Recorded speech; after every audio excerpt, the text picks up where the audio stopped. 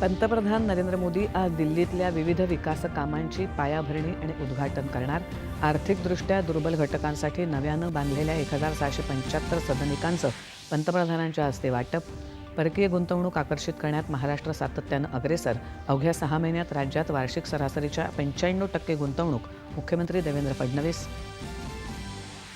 गौण खनिजांच्या नियमनात अधिक कार्यक्षमता आणण्यासाठी गौण खनिजासंबंधीचे सर्व अधिकार थेट जिल्हाधिकाऱ्यांना प्रदान करण्याचा महत्त्वाचा निर्णय.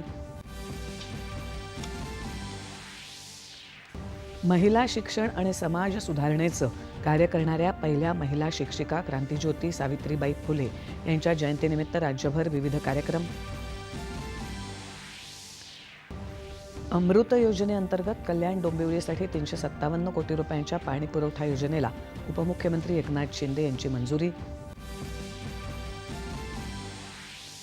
प्रतिष्ठित मेजर ध्यानचंद खेलरत्न पुरस्कारांची घोषणा.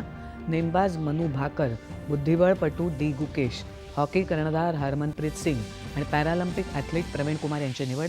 गोळाफेकपटू सचिन खिलारी आणि नेमबाज स्वप्नील कुसळे यांच्यासह 32 खेळाडूंची अर्जुन पुरस्कारांसाठी तर नेमबाज प्रशिक्षक दीपाली देशपांडे यांची द्रोणाचार्य पुरस्कारासाठी निवड.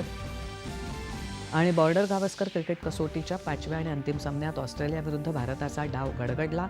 अर्धा संघ तंबूत परतला. नमस्कार.